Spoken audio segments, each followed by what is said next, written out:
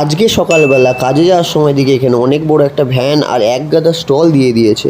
তো কেন স্টল দিয়েছে সেটা আমি বুঝতে পারছিলাম না। কিছুক্ষণ পরে বুঝতে না পেরে আমি নিজে গিয়ে দেখি চলো কি হচ্ছে। তো এখানে এসে দেখি শুটিং চলছে। তো এই যে ক্যামেরা সব সেট আপ করেছে, এটা আমাদের হিরোইন, ডিরেক্টর ডিরেকশন দিচ্ছে। তো এই যে শুটিং চালু, চলো তোমাদের একটু শুটিংটা দেখানো যাক।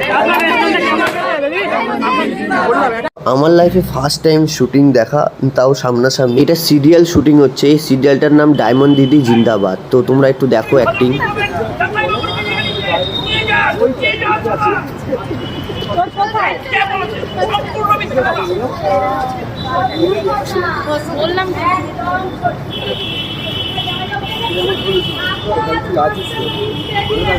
এটা হাস্যকর, হাস্যকর, এই দেশের জনগণের জন্য হাস্যকর।